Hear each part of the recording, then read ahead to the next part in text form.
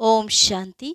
18 मार्च 2025 के ईश्वरीय महावाक्य।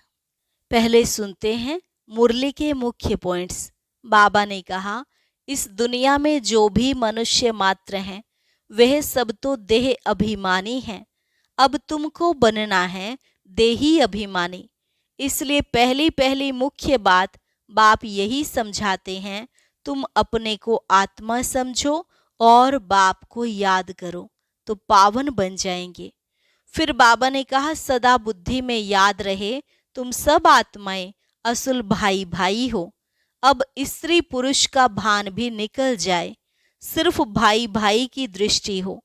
परंतु ऐसी दृष्टि बनी रहे है बड़ा मुश्किल। जबकि तुम ब्रह्मा कुमार कुमारियां हो, फिर क्रिमिनल असोल्ट हो न सके, नहीं तो बहुत कड़ी सजा हो जाए। इस समय तुम्हारी यह जीवन बहुत बहुत अमूल्य है, क्योंकि तुम हद से निकल बेहद में आए हो। इस जगत का कल्याण करने वाले हो, तो हरेक जगत अम्बा जगत पिता ठहरे। लास्ट में बाबा ने कहा, एक दूसरे को आपस में बीके समझकर रहें तो विकार की दृष्टि जा न सके। परंतु आसुरी संप्रदाय मनुष्य विकारों बिगर रह नहीं सकते, तो फिर विघ्न डालते हैं। तुम्हें तो पूरा बाप की श्रीमत पर चलना है और पवित्र भी बनना है। और अब सुनते हैं महावाक्यों को विस्तार से। मुरली का सार। मीठे बच्चे, इस समय तुम्हारी यह जीवन बहुत बहुत अमूल्य है, क्योंकि तुम हद से निकल बेहद में आए हो। तुम जानते हो हम इस जगत का कल्याण करने वाले हैं। प्रश्न, बाप के वर्षे का अधिकार किस पुरुषार्थ से प्राप्त होता है? उत्तर, सदा भाई भाई की दृष्टि रहे। स्त्री पुरुष का जो भान है वह निकल जाए, तब बाप के वर्षे का पूरा अधिकार प्राप्त हो। परंतु स्त्री पुरुष का भान व यह दृष्टि निकलना बड़ा मुश्किल है। इसके लिए देही अभिमानी बनने का अभ्यास चाहिए। जब बाप के बच्चे बनेंगे तब वर्षा मिलेगा। एक बाप की याद से सतो प्रधान बनने वाले ही मुक्ति जीवन मुक्ति का वर्षा पाते हैं। गीत, आखिर वह दिन आया आज जिसकी राह तकते थे। ओम शांति। बच्चे यह जानते हैं, ओम माना अहम आत्मा मम शरीर। अभी तुम इस ड्रामा को, सृष्टि चक्र को और इस सृष्टि चक्र के जानने वाले बाप को जान गए हो, क्योंकि चक्र को जानने वाले को रचता ही कहेंगे। रचता और रचना को और कोई भी नहीं जानते हैं। भल पढ़े लिखे बड़े बड़े विद्वान पंडित आदि हैं, उन्हें अपना घमंड तो रहता है ना, परंतु उनको यह पता नहीं है। कहते भी हैं ज्ञान, भक्ति और वैराग्य। अब यह 3 चीजें हो जाती हैं, इनका भी अर्थ नहीं समझते। सन्यासियों को वैराग्य आता है घर से, उन्हों को भी ऊंच और नीच की ईर्ष्या रहती है। यह ऊंच कुल का है, यह मध्यम कुल का है, इस पर उन्हों का बहुत चलता है। कुंभ के मेले में भी उन्हों का बहुत झगड़ा हो पड़ता है कि पहले किसकी सवारी चले। इस पर बहुत लड़ते हैं, फिर पुलिस आकर छुड़ाती है। तो यह भी देह अभिमान हुआ ना। दुनिया में जो भी मनुष्य मात्र हैं सब हैं देह अभिमानी। तुमको तो अब देही अभिमानी बनना है। बाप कहते हैं, देह अभिमान छोड़ो, अपने को आत्मा समझो। आत्मा ही पतित बनी है, उसमें खाद पड़ी है। आत्मा ही सतो प्रधान तमो प्रधान बनती है। जैसी आत्मा वैसा शरीर मिलता है। श्री कृष्ण की आत्मा सुंदर है तो शरीर भी बहुत सुंदर होता है। उनके शरीर में बहुत कशिश होती है। पवित्र आत्मा ही कशिश करती है। लक्ष्मी नारायण की इतनी महिमा नहीं है जैसे श्री कृष्ण की है, क्योंकि श्री कृष्ण तो पवित्र छोटा बच्चा है। यहाँ भी कहते हैं छोटा बच्चा और महात्मा एक समान है। महात्माएं तो फिर भी जीवन का अनुभव कर फिर विकारों को छोड़ते हैं। घृणा आती है। बच्चा तो है ही पवित्र, उनको ऊंच महात्मा समझते हैं। तो बाप ने समझाया है, यह निवृत्ति मार्ग वाले सन्यासी भी कुछ थमाते हैं। जैसे मकान आधा पुराना होता है तो फिर मरम्मत की जाती है, सन्यासी भी मरम्मत करते हैं। पवित्र होने से भारत थमा रहता है। भारत जैसा पवित्र और धनवान खंड और कोई हो नहीं सकता। अब बाप तुमको रचता और रचना के आदि मध्य अंत की स्मृति दिलाते हैं, क्योंकि यह बाप भी हैं, टीचर भी हैं, गुरु भी है। गीता में श्री कृष्ण भगवान वाच लिख दिया है। उनको कभी बाबा कहेंगे क्या, अथवा पतित पावन कहेंगे क्या? जब मनुष्य पतित पावन कहते हैं तो श्री कृष्ण को याद नहीं करते, वह तो भगवान को याद करते हैं। फिर कह देते पतित पावन सीताराम, रघुपति राघव राजा राम। कितना मुंझारा है। बाप कहते हैं, मैं तुम बच्चों को आकर यथार्थ रीति सभी वेदों शास्त्रों आदि का सार बताता हूँ। पहली पहली मुख्य बात समझाते हैं कि तुम अपने को आत्मा समझो और बाप को याद करो तो तुम पावन बनेंगे। तुम हो भाई भाई, फिर ब्रह्मा की संतान कुमार कुमारियां तो भाई बहन हो गए। यह बुद्धि में याद रहे। असल में आत्माएं भाई भाई हैं, फिर यहाँ शरीर में आने से भाई बहन हो जाते हैं। इतनी भी बुद्धि नहीं है समझने की। वह हम आत्माओं का फादर है तो हम ब्रदर्स ठहरे ना। फिर सर्वव्यापी कैसे कहते हैं? वर्षा तो बच्चे को ही मिलेगा, फादर को तो नहीं मिलता। बाप से बच्चे को वर्षा मिलता है। ब्रह्मा भी शिव बाबा का बच्चा है ना, इनको भी वर्षा उनसे मिलता है। तुम हो जाते पोत्रे पोत्रियां, तुमको भी हक है। तो आत्मा के रूप में सब बच्चे हो, फिर शरीर में आते हो तो भाई बहन कहते हो, और कोई नाता नहीं। सदा भाई भाई की दृष्टि रहे, स्त्री पुरुष का भान भी निकल जाए। जब मेल फीमेल दोनों ही कहते हो ओ गॉड फादर, तो भाई बहन हुए ना। भाई बहन तब होते हैं जब बाप संगम पर आकर रचना रचते हैं, परंतु स्त्री पुरुष की दृष्टि बड़ा मुश्किल निकलती है। बाप कहते हैं तुमको देही अभिमानी बनना है। बाप के बच्चे बनेंगे तभी वर्षा मिलेगा। मामेकम याद करो तो सतो प्रधान बनेंगे।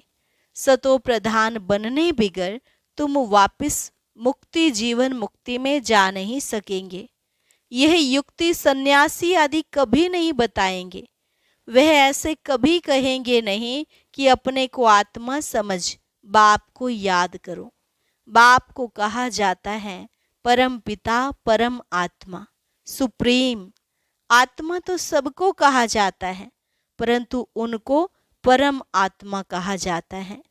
वह बाप कहते हैं बच्चों, मैं आया हूं तुम बच्चों के पास। हमको बोलने के लिए मुख तो चाहिए ना। आजकल देखो जहां तहां गौ मुख जरूर रखते हैं, फिर कहते हैं गौ मुख से अमृत निकलता है। वास्तव में अमृत तो कहा जाता है ज्ञान को। ज्ञान अमृत मुख से ही निकलता है, पाने की तो इसमें बात नहीं। यह गौ माता भी है, बाबा इनमें प्रवेश हुआ है। बाप ने इन द्वारा तुमको अपना बनाया है, इनसे ज्ञान निकलता है। उन्होंने तो पत्थर का बनाकर उसमें मुख बना दिया है जहाँ से पानी निकलता है। वह तो भक्ति की रस्म हो गई ना। यथार्थ बातें तुम जानते हो। भीष्म पितामह आदि को तुम कुमारियों ने बाण लगाए हैं। तुम तो ब्रह्मा कुमार कुमारियां हो, तो कुमारी किसकी होगी ना। अधर कुमारी और कुमारी दोनों के मंदिर हैं। प्रैक्टिकल में तुम्हारा यादगार मंदिर है ना। अब बाप बैठ समझाते हैं, तुम जबकि ब्रह्मा कुमार कुमारियां हो तो क्रिमिनल असोल्ट हो न सके, नहीं तो बहुत कड़ी सजा हो जाए। देह अभिमान में आने से यह भूल जाता है कि हम भाई बहन हैं। यह भी बीके हैं, हम भी बीके हैं, तो विकार की दृष्टि जा न सके। परंतु आसुरी संप्रदाय के मनुष्य विकार के बिगर रह नहीं सकते तो विघ्न डालते हैं। अभी तुम ब्रह्मा कुमार कुमारियों को बाप से वर्षा मिलता है, बाप की श्रीमत पर चलना है, पवित्र बनना है। यह है इस विकारी मृत्यु लोक का अंतिम जन्म। यह भी कोई जानते नहीं। अमर लोक में विकार कोई होते नहीं। उन्हों को कहा ही जाता है सतो प्रधान संपूर्ण निर्विकारी। यहाँ है तमो प्रधान संपूर्ण विकारी। गाते भी हैं वह संपूर्ण निर्विकारी, हम विकारी पापी हैं। संपूर्ण निर्विकारियों की पूजा करते हैं। बाप ने समझाया है तुम भारतवासी ही पूज्य सो फिर पुजारी बनते हो। इस समय भक्ति का प्रभाव बहुत है। भक्त भगवान को याद करते हैं कि आकर भक्ति का फल दो। भक्ति में क्या हाल हो गया है। बाप ने समझाया है मुख्य धर्म शास्त्र हैं 4। एक तो है डीटीजम, इसमें ब्राह्मण देवता क्षत्रिय तीनों ही आ जाते हैं। बाप ब्राह्मण धर्म स्थापन करते हैं। ब्राह्मणों की चोटी है संगम युग की। तुम ब्राह्मण अभी पुरुषोत्तम बन रहे हो। ब्राह्मण बने फिर देवता बनते हो। वह ब्राह्मण भी है विकारी, वह भी इन ब्राह्मणों के आगे नमस्ते करते हैं। ब्राह्मण देवी देवता नमः कहते हैं क्योंकि समझते हैं वह ब्रह्मा की संतान थे, हम तो ब्रह्मा की संतान नहीं हैं। अभी तुम ब्रह्मा की संतान हो, तुमको सब नमः करेंगे, तुम फिर देवी देवता बनते हो। अभी तुम ब्रह्मा कुमार कुमारियां बने हो, फिर बनेंगे देवी कुमार कुमारियां। इस समय तुम्हारी यह जीवन बहुत बहुत अमूल्य है क्योंकि तुम जगत की माताएं गाई हुई हो। तुम हद से निकल बेहद में आए हो। तुम जानते हो हम इस जगत का कल्याण करने वाले हैं, तो हरेक जगत अम्बा जगत पिता ठहरे। इस नरक में मनुष्य बड़े दुखी हैं, हम उनकी रूहानी सेवा करने आए हैं। हम उन्हों को स्वर्गवासी बनाकर ही छोड़ेंगे। तुम हो सेना, इनको युद्ध स्थल भी कहा जाता है। यादव कौरव और पांडव इकट्ठे रहते हैं, भाई भाई है ना। अब तुम्हारी युद्ध भाई बहनों से नहीं, तुम्हारी युद्ध है रावण से। भाई बहनों को तुम समझाते हो मनुष्य से देवता बनाने लिए, तो बाप समझाते हैं देह सहित देह के सब संबंध छोड़ने हैं। यह है पुरानी दुनिया। कितने बड़े बड़े डैम कैनाल्स आदि बनाते हैं क्योंकि पानी नहीं है, प्रजा बहुत बढ़ गई है। वहाँ तो तुम रहते ही बहुत थोड़े हो। नदियों में पानी भी ढेर रहता है, अनाज भी बहुत होता है। यहाँ तो इस धरती पर करोड़ों मनुष्य हैं, वहाँ सारी धरनी पर शुरू में 9-10 लाख होते हैं और कोई खंड होता ही नहीं। तुम थोड़े से ही वहाँ रहते हो, तुमको कहाँ जाने की भी दरकार नहीं रहती। वहाँ है ही बाहरी मौसम। 5 तत्व भी कोई तकलीफ नहीं देते हैं, ऑर्डर में रहते हैं। दुख का नाम नहीं, वह है ही बहिष्ठ। अभी है दोजख, यह शुरू होता है बीच से। देवताएं वाम मार्ग में गिरते हैं तो फिर रावण का राज्य शुरू हो जाता है। तुम समझ गए हो, हम डबल सिरताज पूज्य बनते हैं, फिर सिंगल ताज वाले बनते हैं। सतयुग में पवित्रता की भी निशानी है। देवताएं तो सब हैं पवित्र, यहाँ पवित्र कोई है नहीं। जन्म तो फिर भी विकार से लेते हैं ना, इसलिए इसे भ्रष्टाचारी दुनिया कहा जाता है। सतयुग है श्रेष्ठाचारी, विकार को ही भ्रष्टाचार कहा जाता है। बच्चे जानते हैं सतयुग में पवित्र प्रवृत्ति मार्ग था, अब अपवित्र हो गए हैं। अब फिर पवित्र श्रेष्ठाचारी दुनिया बनती है। सृष्टि का चक्र फिरता है ना। परम पिता परमात्मा को ही पतित पावन कहा जाता है। मनुष्य कह देते भगवान प्रेरणा करता है। अब प्रेरणा माना विचार, इसमें प्रेरणा की तो बात ही नहीं। वह खुद कहते हैं हमको शरीर का आधार लेना पड़ता है, मैं बिगर मुख के शिक्षा कैसे दूं? प्रेरणा से कोई शिक्षा दी जाती है क्या? भगवान प्रेरणा से कुछ भी नहीं करते हैं। बाप तो बच्चों को पढ़ाते हैं, प्रेरणा से पढ़ाई थोड़े ही हो सकती। सिवाय बाप के सृष्टि के आदि मध्य अंत का राज कोई भी बता न सके। बाप को ही नहीं जानते हैं। कोई कहते हैं लिंग है, कोई कहते हैं अखंड ज्योति है, कोई कहते ब्रह्म ही ईश्वर है। तत्व ज्ञानी ब्रह्म ज्ञानी भी है ना। शास्त्रों में दिखा दिया है 84 लाख योनियां। अब अगर 84 लाख जन्म होते तो कल्प बहुत बड़ा चाहिए, कोई हिसाब ही निकाल न सके। वह तो सतयुग को ही लाखों वर्ष कह देते हैं। बाप कहते हैं सारा सृष्टि चक्र ही 5000 वर्ष का है। 84 लाख जन्मों के लिए तो टाइम भी इतना चाहिए ना।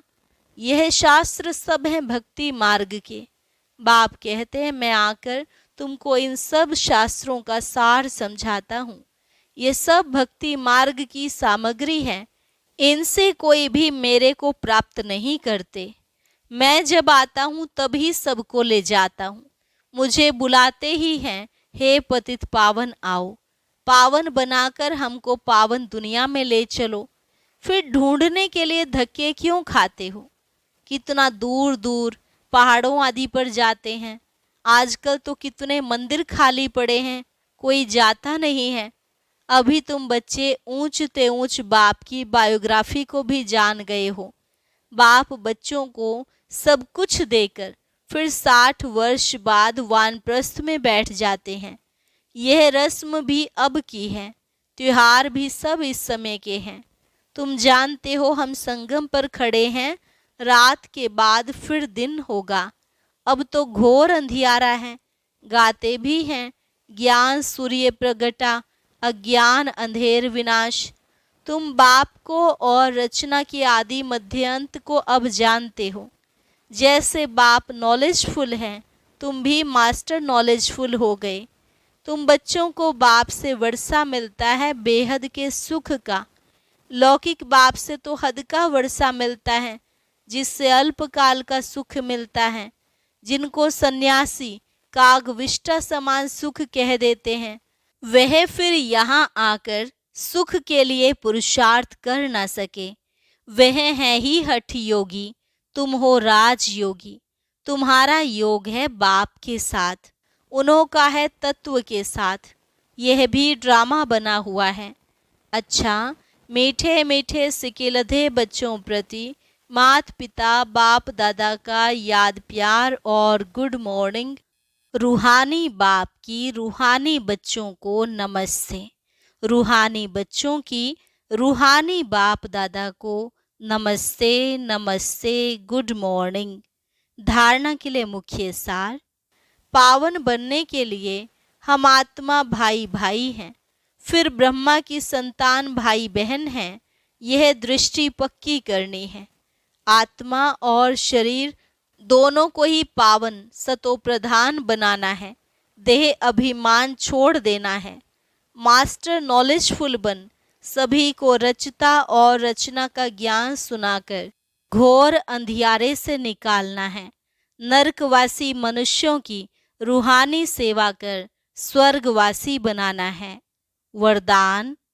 मास्टर ज्ञान सागर बन ज्ञान की गहराई में जाने वाले अनुभव रूपी रत्नों से संपन्न भव। मास्टर ज्ञान सागर बन ज्ञान की गहराई में जाने वाले अनुभव रूपी रत्नों से संपन्न भव।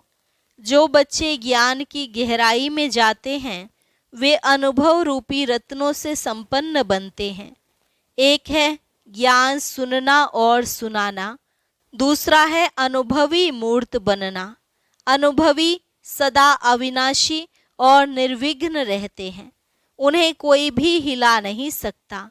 अनुभवी के आगे माया की कोई भी कोशिश सफल नहीं होती। अनुभवी कभी धोखा नहीं खा सकते। इसलिए अनुभवों को बढ़ाते हुए हर गुण के अनुभवी मूर्त बनो। मनन शक्ति द्वारा शुद्ध संकल्पों का स्टॉक जमा करो। स्लोगन। फरिश्ता वह है जो देह के सूक्ष्म अभिमान के संबंध से भी न्यारा हो। फरिश्ता वह है जो देह के सूक्ष्म अभिमान के संबंध से भी न्यारा है। अच्छा, ओम शांति। अब आज का अव्यक्त इशारा और ज्ञान मोती भी अवश्य सुने।